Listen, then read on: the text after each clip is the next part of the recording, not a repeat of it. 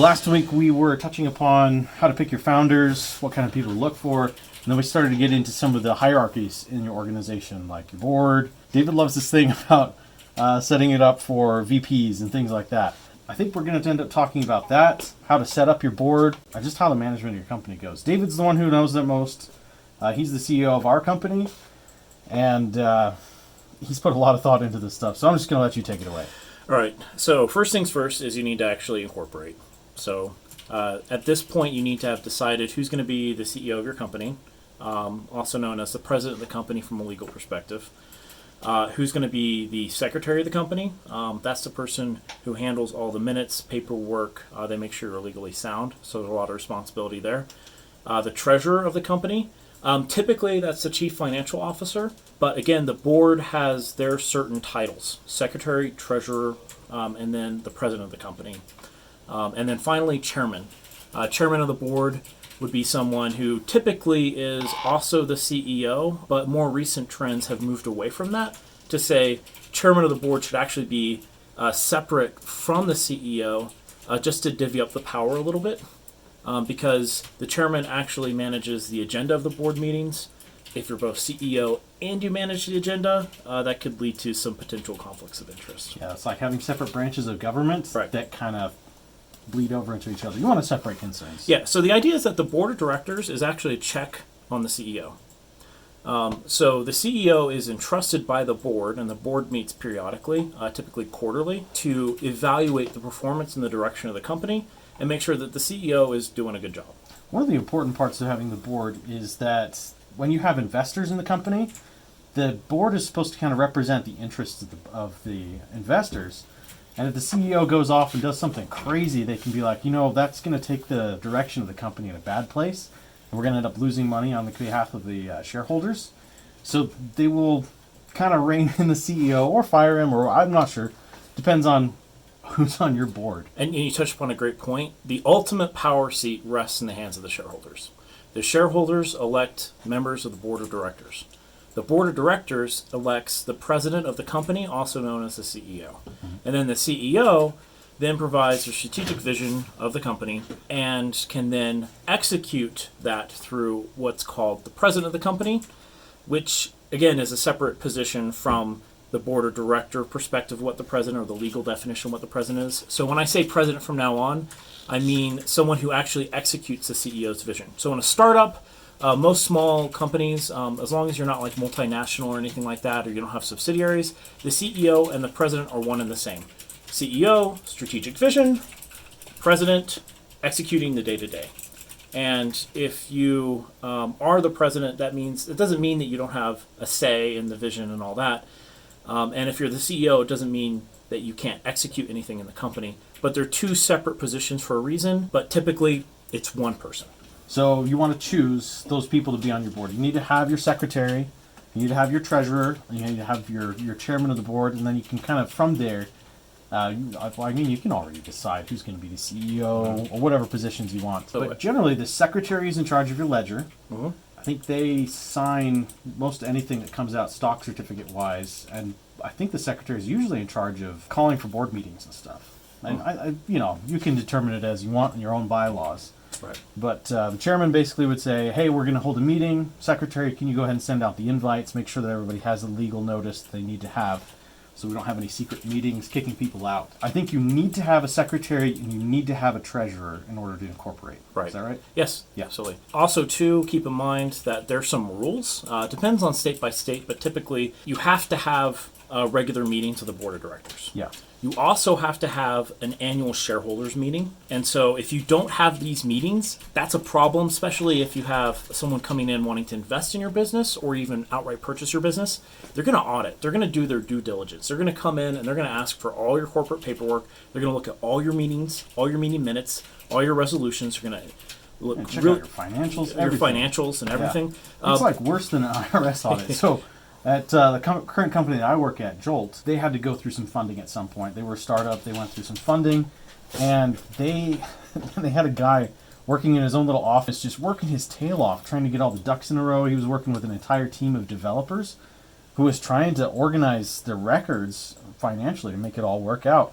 Because if somebody's going to invest in you, they need to know everything about you.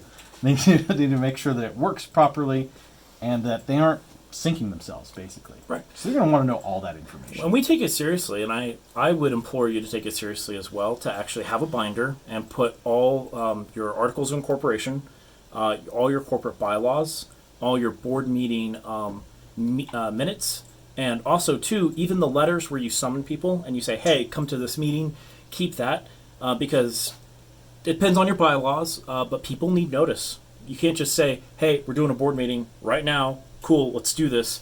You actually have to either waive your right of notice, or you have to have at least a certain amount of notice. Yep. So there's some rules, just pay attention to that. We can always go into finer details. You can always message us and individually. And believe us, David is all about that binder. David actually, when we first started, we didn't have anything. We didn't have a product. I think we hadn't even started working in the basement yet. But David got a briefcase. He got an aluminum briefcase with locks on it. And he got a binder and all these folders and stuff and printed stuff out. And he bought like a seal, like a crimp seal that you could seal everything. David's all about the paperwork, like I mentioned last time. And that's actually strongly in our favor. If we ever want to get funding and things like that from another source, it's easier to do that if you don't have to do it backwards. And put yourself in the shoes of someone who's trying to invest in your company. Hey, there's this company. Well, let's go take a look at them. Let's do our due diligence. They had no board meetings. They have no paperwork. We have no idea where their stock actually, like who it belongs to. They have no ledger. Someone made a promise or a handshake that they're going to give shares or a certain percentage, and it's confusing. They didn't write it down. They didn't involve a lawyer. That's extremely problematic and is a sign that these are competent business people. The other thing, too, having that big binder and all that stuff and printed stock certificates, as David was so adamant about having, it actually lends an air of legitimacy to your company. As you're organizing a bureaucracy, you're trying to get a ball rolling that rolls itself now as you hire people and things. And so as we've brought people on, they see this stuff and they're like, wow, you guys really know what you're doing. You guys obviously have your ducks in a row. Working with you guys isn't going to be on a handshake. Things are going to be solid, and it builds confidence in your employees. Absolutely. So moving more into how do you actually manage board meetings? So after you deal with studying how to set up your board and getting all your paperwork and getting a lawyer involved and doing all that, if you do it right, you go to your lawyer, you kind of spell out how you want to do your equity splits, kind of detail some pieces of your bylaws, then you should get a nice tidy packet back from your lawyer. That's your articles of incorporation, all your bylaws. Now you're ready to do business. So one thing to keep in mind, though, is how do you actually run a board? How do you actually run a board meeting? What does it actually look like? So again, send out notice, send out the paperwork. You actually summon the meeting. That's when we give Joseph the gavel as chairman, and he calls the meeting to order. And I don't know if you are familiar with Robert's Rules of Order. If you aren't, you should be. Yes. It will help you so much as your board increases in size. It's pretty simple. So the idea is you just basically move for certain resolutions. So an example might be someone goes, I move that we do this particular resolution, right? Or we discuss this particular resolution. Someone seconds it. And then you have a vote on it, or you sign it, whatever it needs to be. I have a brother who went down to Puerto Rico and worked at a hospital there.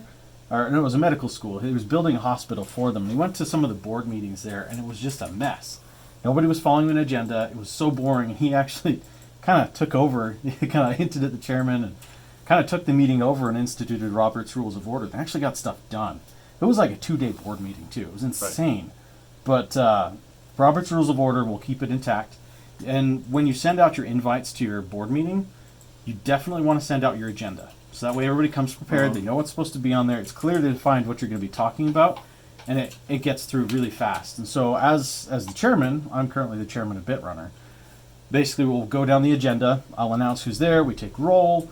We go over the agenda, and if anything needs to be altered, someone moves that it be altered. Somebody seconds it. You take a vote, then you alter the agenda. And you keep on going through.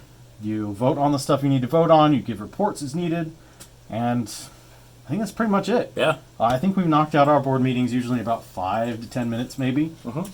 Maybe less. and sometimes, especially when you're giving presentations. So as CEO, I like to give regular presentations to the board.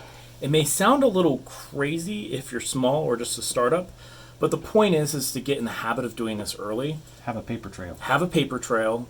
It's hard to make it up. You can do something called paper meetings.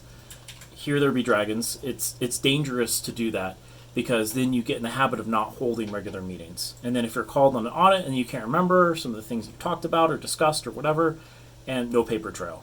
So in a bind, if you miss a meeting, you can always go back, and as long as all the people agree to it, you can just sign it as if the meeting happened. But again, be really, really cautious about that. I would say go through the motions, do the meetings. It's how a business should operate. It gets you in the habit of doing that. And if you invite someone onto your board, either as an observer or someone who's interested in actually being an additional co-founder after the fact, or director member, then they're going to come in and they're going to be impressed by how you run the business. And that pattern will follow you through as you have the business and things move forward. So, Yeah.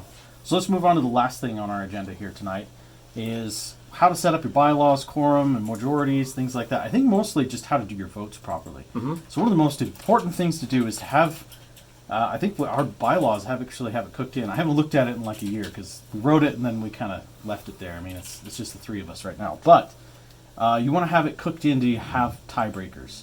So you'll say your board has to have an odd number of people all the time. I think that's one of our bylaws. And we want to have somebody that breaks the ties. I think you can have a board of advisors that often can break that tie. Or have somebody invited to be the tiebreaker just in case things get weird. The last thing you ever want to do is leave a board meeting and hate each other and not have a decision made. You need to have a decision made at the end of things. right. So one thing he touched upon was the board of advisors.